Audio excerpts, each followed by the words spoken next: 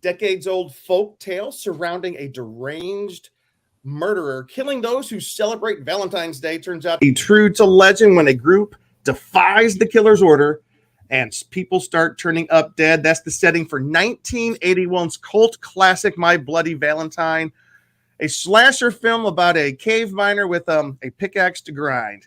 Get it? Welcome to the Scare Guy Show, a place where we as filmmakers discuss horror films, haunt events, and all things that are scary fun. My name is Jim Fry. I am a screenwriter and one of your horror hosts for this excursion into the macabre. Who do I have up here? My co-host tonight, Cheeseman. Hey, everybody. What's up? It's Cheeseman, one of the founding members of the Scare Guy, also screenwriter and horror fan. All right. And this week we are talking with Anthony Masi, a documentary film and special event producer and the creator of a new tabletop game based on My Bloody Valentine, the 1981 version.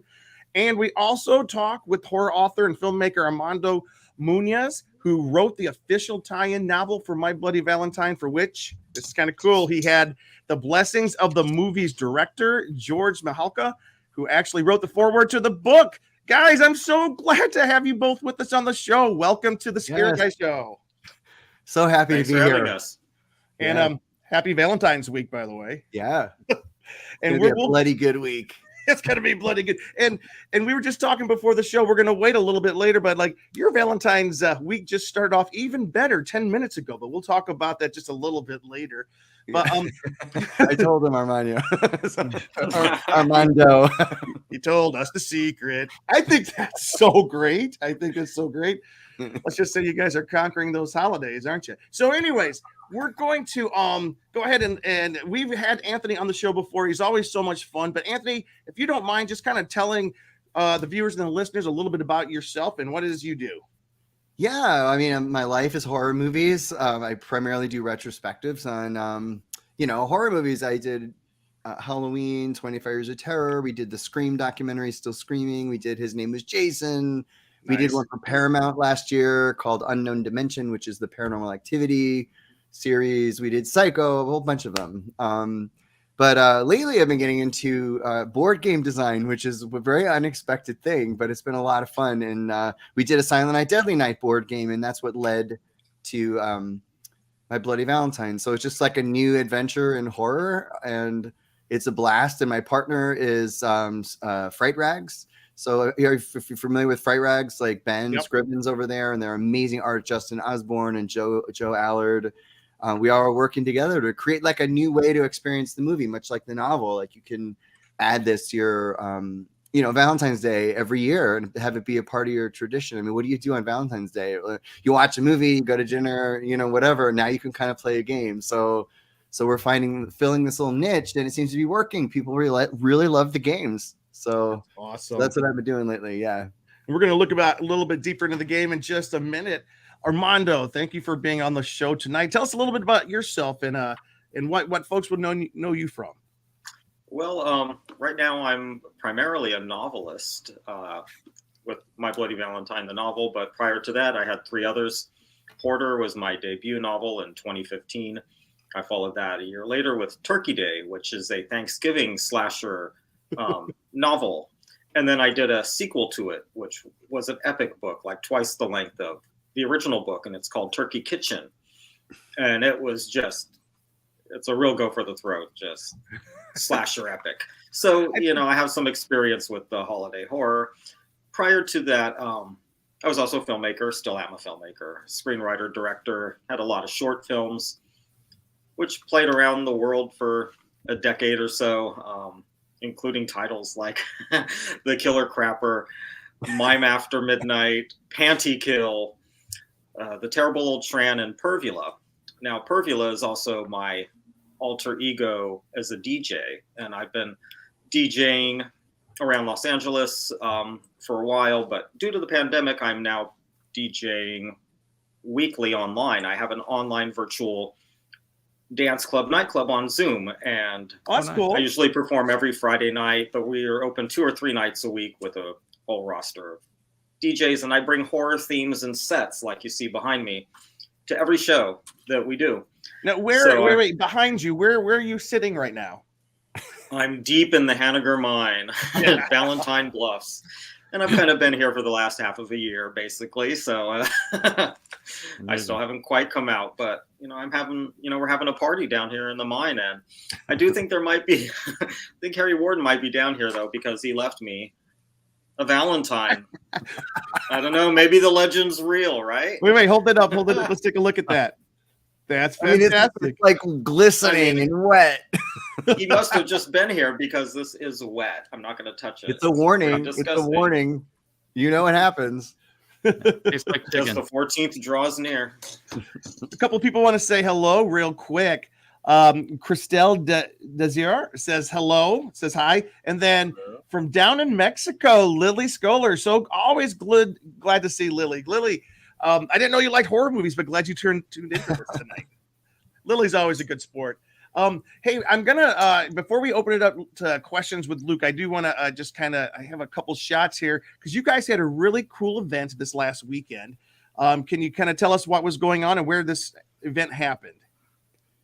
Yeah, this was at Dark Delicacies store in Burbank, and they're a popular hotspot for autograph signings. And, they're a specialty store, bookstore. They sell all kinds of horror related items.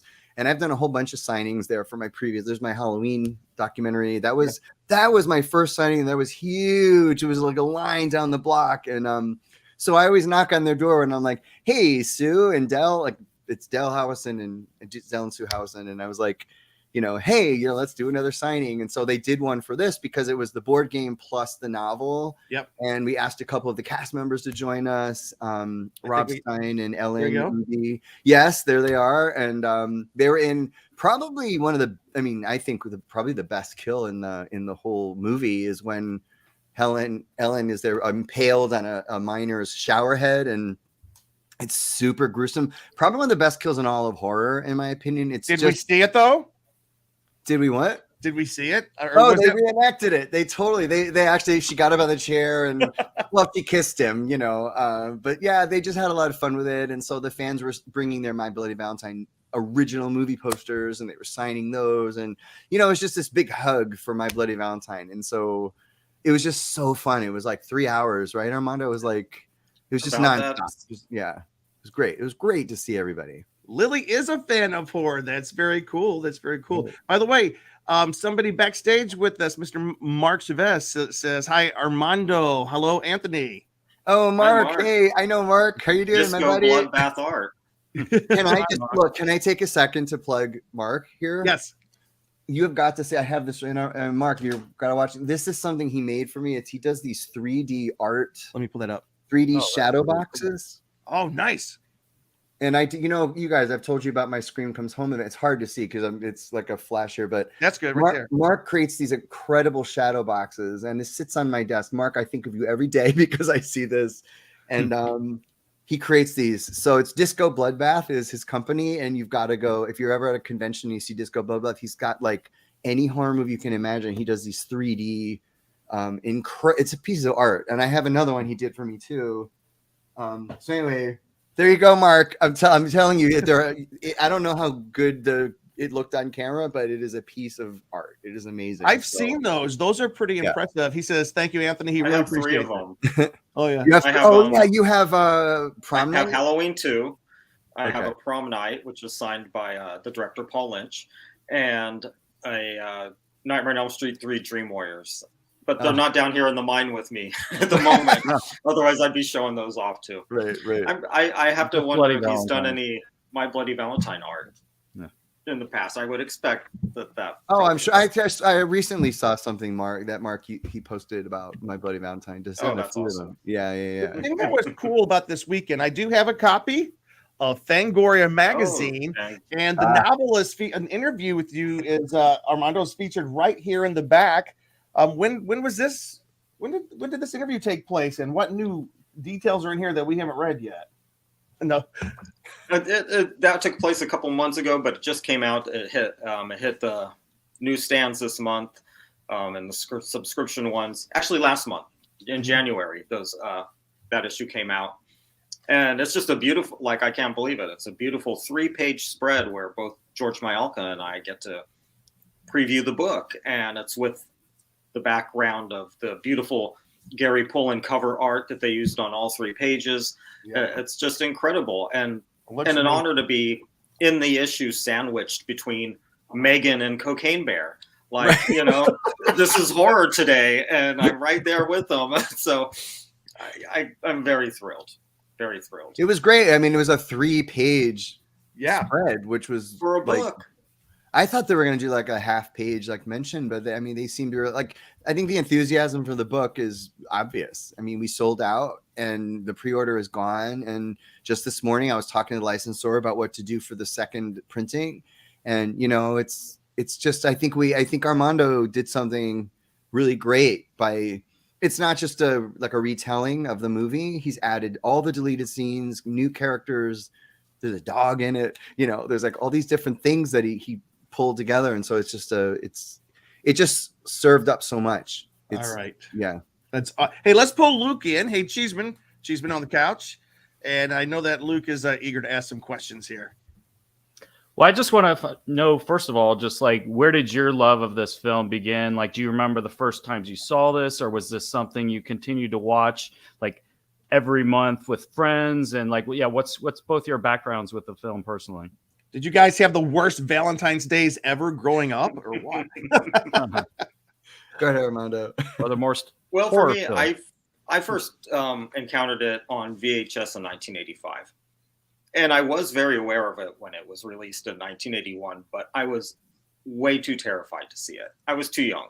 And I had experience because the prior year in 1980, at 8 years old, I happened to go see Friday the 13th on opening night in the theater. And my mom drove me and my babysitter got me in because she was old enough. So, you know, I was allowed I was allowed to see what I wanted, and I chose that. And I had nightmares for years. And from that point on, it took a couple of years before I would watch a slasher film again. And so when those previews, you know, for My Bloody Valentine hit the television, I was just like, no way. I'm not seeing, like, nothing scared me more than theme day slashers by Paramount Pictures. I mean, that's what Friday the 13th was. So I made the association. I was like, no way. But by 85, I was becoming a total horror fan thanks to Stephen King and Fangoria. I got hooked and I faced my fear. And of course, My Bloody Valentine already had a reputation at that point. So I went and rented it, and it was great. And it was terrifying. You know, I saw it luckily at an age where I was young enough to be scared by it, as well as all of those films from the slasher films of that era. They all terrified me, which is great because I can still channel that feeling and that fear that I had, you know, when I was young, and I apply that to what I do now. But yeah, I always loved it from the moment I saw it, and it grew to appreciate it more when a lot of that lost footage made its way back into the edit. So it's again, for decades I've been a champion of the film. So this feels great to be here, to get to live there for, you know, a while within that narrative. Nice. So Anthony, but what made you want to create a board game out of this? Because I don't know, I watched it, didn't seem very gamified to me. I'm really I'm super curious about the gaming aspect of the film. Yeah. Well, interestingly, you'll notice that in a lot of slasher movies, there's a lot of the same kind of cliches and tropes and rules. Is like, there's usually a killer. He's usually trying to get somewhere, you know. There's usually some cop, you know, like in Silent Night, Deadly Night, it was Officer Barnes. You know, in Halloween, there's Sheriff Brackett and Officer Hunt, you know, and they're looking for this killer. They're trying to stop the killer. And same thing in My Bloody Valentine. You've got Chief Newbie, who is running around town trying to find this killer who is basically on his way to the Valentine's Day dance. He's going to kill everybody. And so for me, there's like, a game should tell a story. You know, there should be a theme to the game. I mean, checkers, maybe not, you know, it's just like these little objects, you're like jumping and all of that. And, but for a slasher board game, I think the games should feel like the movie. And so for, you know, My Bloody Valentine, it fit the same kind of recipe that we had did for Silent Night, Deadly Night, and so it just lent itself. The whole story just gave itself to the board. You know, it was just like, here we are. This is our movie, our game, and it feels like the movie because, like, you know, when you're drawing, you're pulling out the cards. You know, there's little scenes from, you know, the cards on there, and this one, you know, this is like, you know, TJ Warren's, you know, the rule, no women in the mine. Move your piece back to the Valentine's Day dance. You know, we've got Happy's the crazy bartender, and you know, so as you're pulling the card, you're seeing scenes from the movie. You're kind of experiencing the movie in your own way or in a new way, and you get to battle Harry Warden. You get to chase him, land on his space, and go face to face with him. And you can use one of the little weapons, which is, you know, there's like, this is the nail gun in it, you know, like, and they're metal, you know, they're like real, like metal. This is the pickaxe, of course. You got to have the pickaxe, and so, and it's really like high quality. One thing that I'm working with a factory in China that the quality is insanely amazing. I mean, what they did, like the board looks amazing too. Like this is the board for My Bloody Valentine. Nice, you know? nice. I mean, it's got like foiling, and I know my light here is really crappy, but like, you know, it's just, they do just such a really great job. And these illustrations are from Justin Osborne over at Fright Rags. It's just, you know, it's a collector's item, you know. I mean, it's on top of it being a functional game that plays differently and unpredictably every time. That's another thing. We made sure that when you can play it, you could set it up quickly. You don't spend an hour reading the instructions. These are key holidays, you know. Silent Night, Deadly Night, you don't want to spend an hour reading the instructions. Same thing with with Valentine's Day. So you take the game out, you set it up in 5 minutes, and you're playing, and you can play 10 minutes, 15 minutes. The game's over, and then you can do another one, and you'll see a different result. You know, how many players? 1 to 4. You can actually play it completely by yourself. Oh yeah. Yeah. Oh, wow. Okay. Yeah, because, you know, like for instance, say the 4 of us are playing, you know, a couple of things could happen. Harry could take all of us out because all you're trying to do is to stop Harry from getting from one place to another. He's starting up here at the Valentine Bluffs sign, and he's trying to get down to here, which is the Valentine's dance. So he's trying to go from here to here, and he has a very specific path he's traveling, and you're traveling around the board trying to land on his space, collecting weapons, you're rolling dice, you're drawing cards, you're facing other obstacles, there's roadblocks, you know, and so all you're trying to do is to stop him from getting there, and you all kind of have the same goal.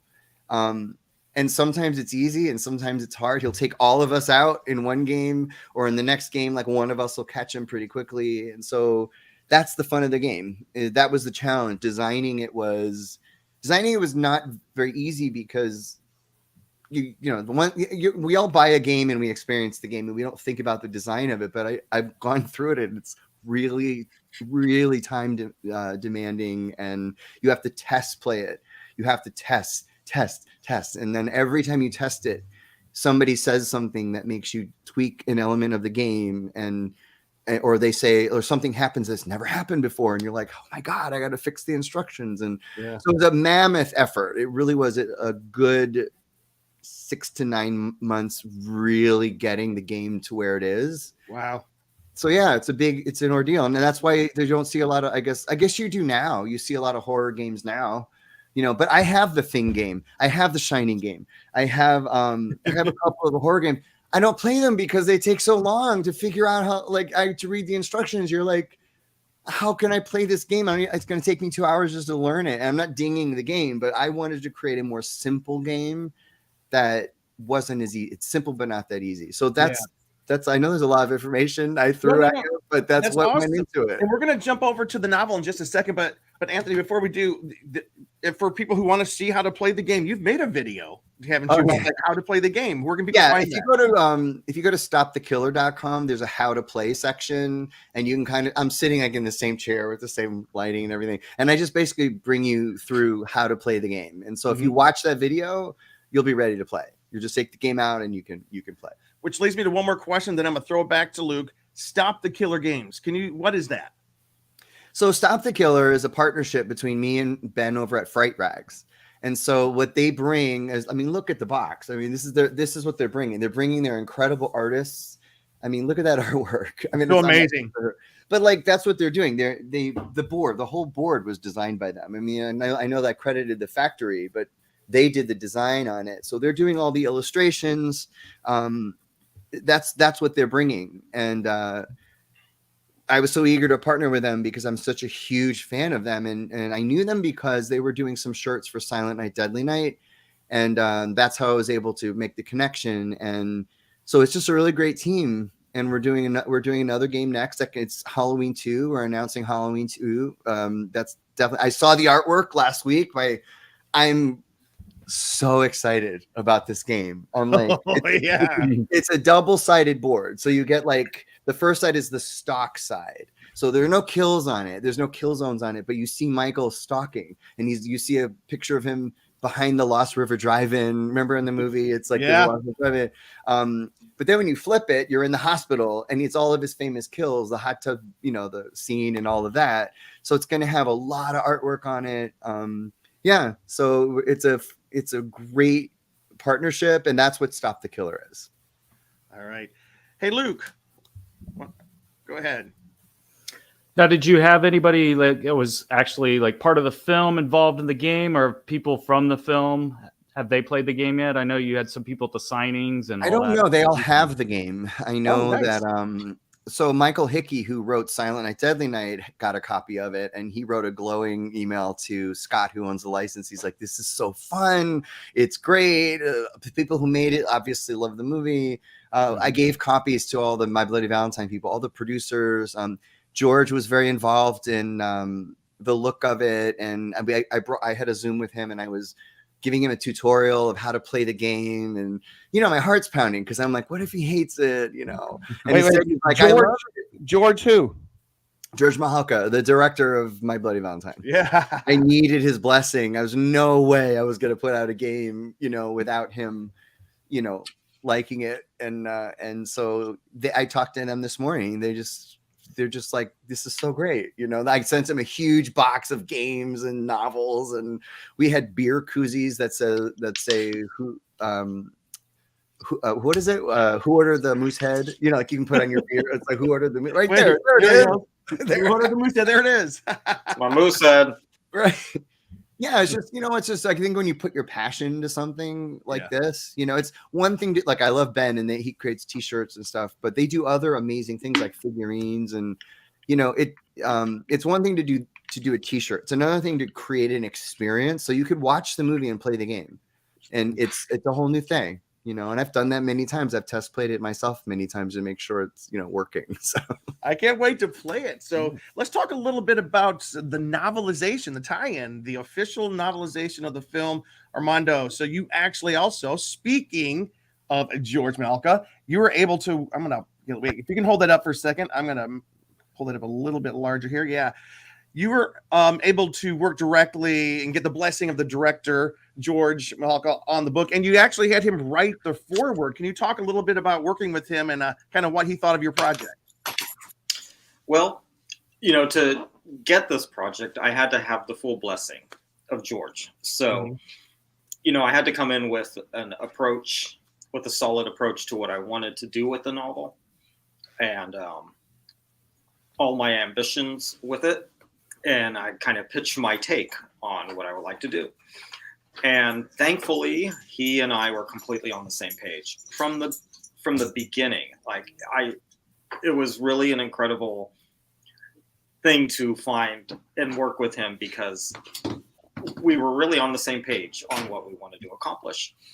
And so, number one, I think what we were trying to do was deliver the full version of what George intended with the original movie, which was heavily cut, as we know, by the ratings board and just by the studio for time constraints.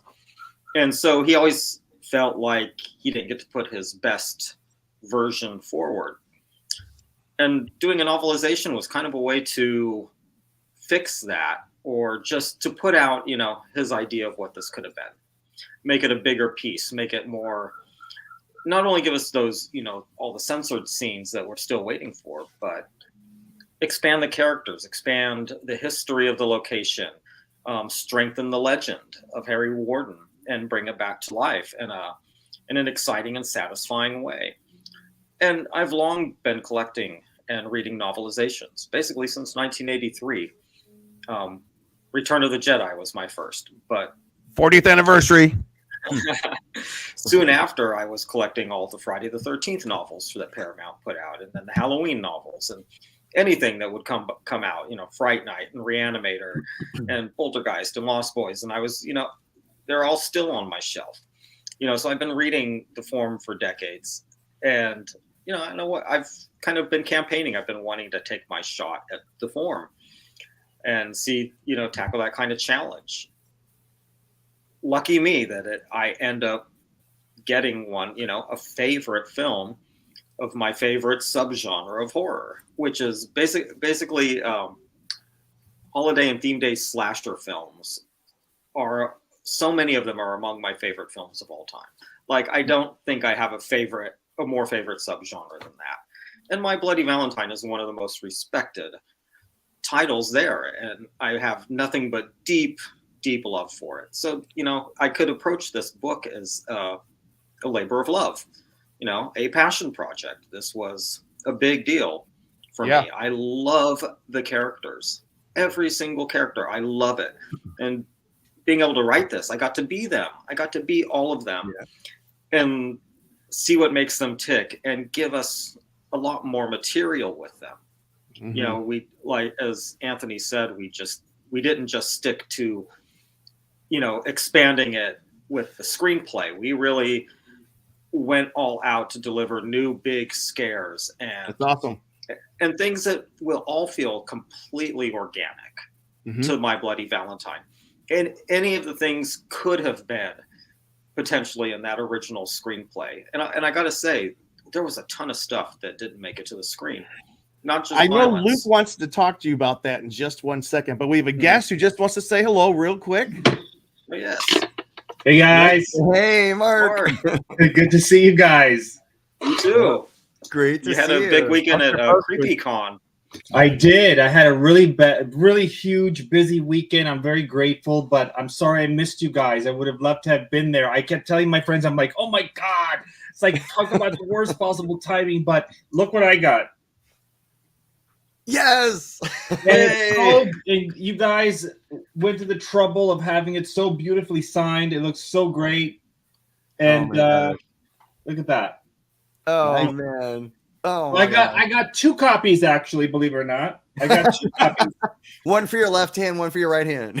No, actually, one for my place in LA and one for my place in Houston. Oh, okay. Perfect. And I'm picking up my game tomorrow from Dark Delicacy. So I'm really proud of you guys. Armando, I can't wait to read this. Great artist, great author. And Anthony, we've known each other for a while, and we've always supported one another. He's a great guy. So just want to let you know, you guys are great. I support you and everything you do, and I'm so excited for the game and for the book. Thank you. Thank you so much. A heart for you. Oh, thank you. I'll take it. Mark, thanks for stopping by. You feel free to pop back in if you want to join the conversation, man. Thanks. Just one thing I want to share with you guys, only because to show you what a big fan I am, right? So this was a huge, even though I was in Ontario doing a convention, my heart and soul was with you guys because I had been waiting for about 5 years to find one of these. And you can see from behind me, I collect insert posters. You can't really see because it's cut off with the camera. But I finally scored this, an original insert. Woo! Whoa. That's a hard size to find. Yeah. Beautiful condition. So just wanted to share that with you guys. And I hope to see you guys around soon. I miss you guys. I haven't seen you guys since before the pandemic. Yeah. All right. So congratulations. I'm really excited, like I said, to read the book and play the game. All right. Thank you, Mark, so much. Enjoy. Let me know what you think of it. I will, absolutely. Bye, you guys. Thanks, Mark. Bye. That was pretty cool. All right, Awesome. Cheeseman, you had some questions about. Yeah, I just want to hear a little bit more about the book. Like, what are some of these scenes that were cut from the movie that you added back into the book, or like, what are some of your most favorite moments from it that you're most proud of? Okay, well, so far as stuff that had been cut from the script, it was really incredible. At first I started writing out a list, of how many extended or cut scenes I was finding. And then I just stopped after 24. And it was just, they kept coming. And it's really incredible how much didn't make it to the film, but they were constrained by that 90-minute running time that was most profitable for the theaters and studios, for that kind of film. You could have 2.5 hours if you're The Shining, but not if you're a holiday slasher. You're stuck to your 90 minutes. And the changes were all throughout. It was constant. And a good example would be the scene of the apology on the bluffs between TJ and Sarah, where he finally apologizes for abandoning town and abandoning her, and she kind of accepts it, and they have this romantic kiss against the Technicolor sunset, and then the scene cuts. That's what we had all seen. The script just went on and on. It turns into a fight, and she leaves them there on the bluffs, and she decides to walk back to town, and he speeds off, and it gets dark out, and she has to take a detour through the local cemetery. Guess who happens to be there lurking behind some tombstones but the miner, who can now come out and stalk her into the night. Like, it is such a radically different direction that was just completely missing, from the film.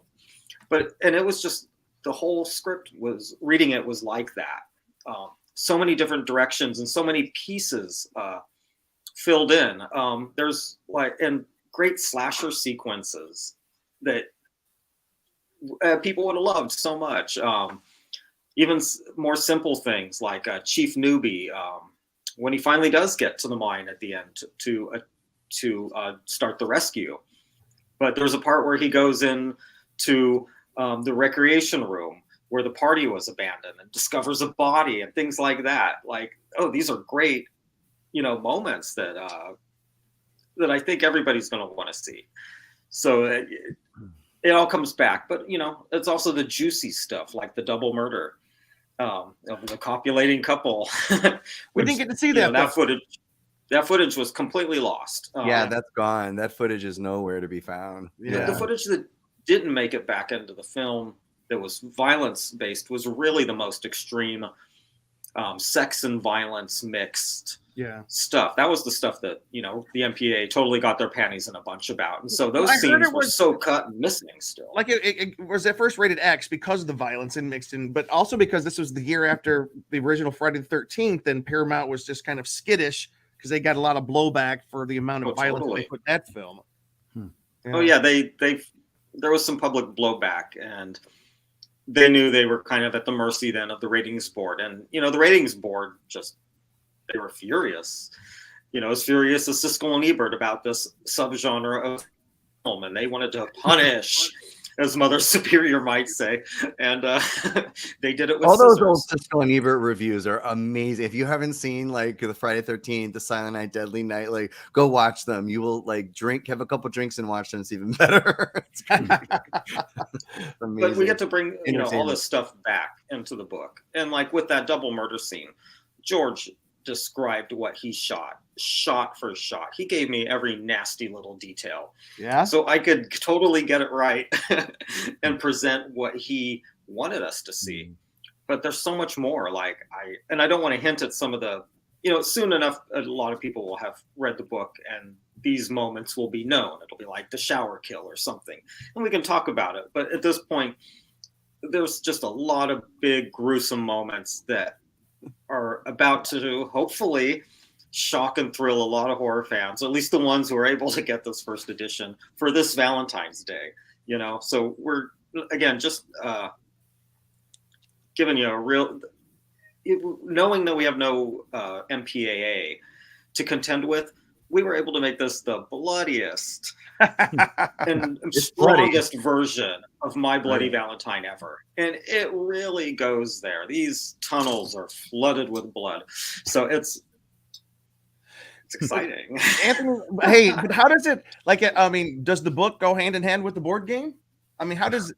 Well, yeah, well, that's how I had timed things. We got the board game gig and I was working on it, and I just one day said, hey, because Armando's a good friend. He's a fantastic writer. And I just said to the licensor, I said, how would you guys feel about a novel, for My Bloody Valentine? And they were like, that's a really good idea. I mean, it's a tie-in novel to a movie that came out in 1981. So it's like, well, why would you, like, that's really odd. It's like, who does that these days? So, right. But this was a chance for George to kind of get the movie he wanted. And let's face it, they've already assembled an unrated, an uncut version of it, but things are still missing. Right. This was a chance for him to kind of get at least an expression of the vision he had in a really new immersive way. And so I said, well, I've got a Kickstarter running for the board game. I've very engaged My Bloody Valentine fans. They'll probably buy it.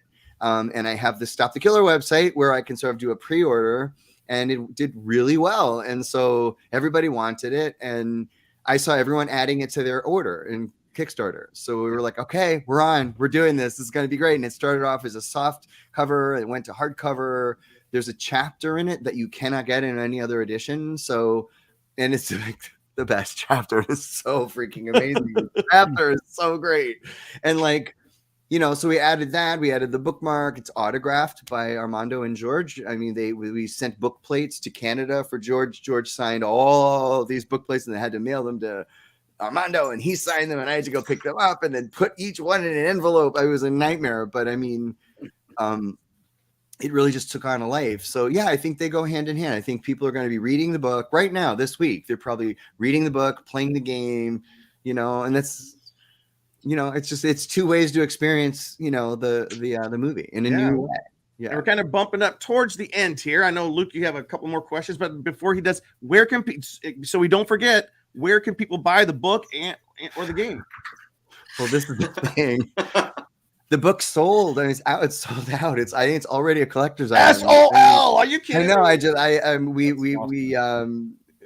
That's what my conversation was with the licensor today was, my company has not published books before. And this was a will people care kind of project. And resoundingly, the answer was yes. And so, we'll be doing another printing for sure. What that will be, I don't know, because we made a promise to our Kickstarter or to this first edition people that it's going to have a chapter that won't be available. And so Armando, we're going to be talking about what to do and all of that. The game right now the Kickstarter is over. So if you go to stopthekiller.com, the best you can do is just sign up for our mailing list. However, to be alerted of new games and everything, but we will be attending Midsummer Scream. So Stop the Killer will have a booth at Midsummer Scream at the end of July, and that's in Long Beach. Yep. And we will have all of our surplus inventory for Silent Night, Deadly Night, and My Bloody Valentine there. So we're hoping to offload it all right there, and it's a great place to do that. And we're going to have a new game we're announcing there, which is after Halloween 2. I've already got the next game set up there, and we're going to be announcing it at Midsummer Scream. And you can take pre-orders for... Oh, I was going to say the name of the next book, but wait, we're almost there. I'll let Armando do that. We're almost there. Jeez, okay. A couple quick questions, and then we got to jump over to that. Okay. I'd just like to know from both the book and the game, was there a favorite line that you're just so happy to include either on the game or in the book that's just a favorite from the original film? I'm looking through my cards right now. Could be more than one. Well, I mean, the whole thing is like, all the cards have different lines and everything. Like there's a line, she wants to come back with me, like in the movie. Remember that? Like that's it. Like it starts a fight and everything. Yep. So what we did with the cards was we tried to reference something from the movie. Like for instance, on this card, it says, she wants to come back with me, but then there's an action on the card, and this is to swap your spot with another player. And that can be a good thing or a bad thing. So we tried to, one of the challenges of the game was to find references from the movie that somehow inform the action of the card. So that's kind of what I did. So like, you got stabbed, right? There's that scene where they're doing that knife jumping game, right? So it's like you got stabbed. Well, what's going to happen? You're going to lose your weapon, so there's a lot of those things in in these cards. I don't know. Happy and Mabel are my two favorite characters. I love Mabel. She's amazing. What Armando's done with Mabel in the book is like mind blowing. You're gonna love it. Do you think that scene influenced that scene in Alien that later came? The same scene with the knife in the hand and all that. Probably. I've thought that before. Probably. You know. I've never played that. I would never. Would you guys play that game? I would never play that game. I like my fingers just the way they are. No. I think my favorite exchange in the film, which is in the book as well, but just the delivery in the film is so, I don't know how, but every single time I just bust out laughing out loud. It's one of the scenes in the bar between Happy and Howard, where Happy just yells out, "Shut up, you little asshole!" and Howard's all, "Who? You!" Like, I don't know what it is, but that gets me every time. I love Howard. He's so funny in the film, and he has so much personality, which, you know, we've all heard and learned now, came from the actor himself. You know, these actors brought themselves to those characters. And apparently what we saw on screen with Howard is what he was. And everybody was totally endeared to Alf Humphreys, who played him. And he was so much fun to write, as was Mabel. Like, Mabel and Happy are also my favorite characters, and they have a whole chapter early in the book that's nothing in the film, but yeah, I was able to establish them both early as important residents in the town, and they have a history and a feud, and it really sets us up nicely to what comes after. Mm-hmm. But Howard in particular, he was so much fun to be and write, because, I mean, we know all of his jokes, but he had to be as funny on the page in ways we weren't expecting. And so he gets to be funnier in a way. And to be able to do that, holy cow, that's unreal. Yeah. So I'm going to, before I throw it back to Luke, and then we got to kind of end it here, Mark does want to jump back in real quick. Mark has a question for you guys. I just typed it, but I'm just curious. That theme song, The Legend of Harry Warden, it's iconic. It's one of those jingles that, did you guys in any way incorporate that into the game or the book or anything, or reference it? Absolutely, for the novel. Oh, it's a big part of the novel. Oh, great. In particular, on this first edition hardcover with Gary Pullen on the back of the first cover, we have some of the Ballad of Harry Warden with the lyrics. Oh, wow. That was at George's insistence, because normally in the back of the book, you would have like a summary of the book, you know, or whatever. And George said, no, I want the lyrics, at least part of the lyrics on the back. And so we did it. But then we have the second cover underneath. That one has a synopsis on the back. Oh, okay. Wow. But within the story itself, yes, the actual song is in the story and has its own chapter. It has its own chapter. Wow. That explains the song and how it came to be within the world of My Bloody Valentine. Wow. Even the music in the movie is worked plot-wise into the book. So, there's no way I was insistent that the Ballad of Harry Warden. Yeah, I remember George wanting to have a big conversation with you about it. I remember he was like, let's talk about this, because it was like, you know, how do you know, it's part of the movie, you sit through the credits, right? I do. Like, I need to hear that song. Yeah. It's part of the, you know. And yes, the ballad is also in, we have a trivia, trivia expansion, and it's referenced in there. So nice. Cool. Yeah. It's a cool song. Thanks, Mark. I appreciate it. Thanks, you guys. See you. Bye, Mark. Thank you, Mark. All right, Cheeseman, we're gonna kind of let you wrap us up with your final questions here. Okay. My final question is, just with this book coming out, like, would you be excited in the future if this like inspired like another take of the film, now including these scenes and you building this world out even more, or even like maybe something like a graphic novel or something? Wasn't there a sequel that almost got made? Oh yeah. Yeah. What I can say is that for many years, George has had a desire to do his own follow-up to My Bloody Valentine. And for whatever reason, it hasn't gotten off the ground. And yet this legend just keeps getting stronger, and his desire remains.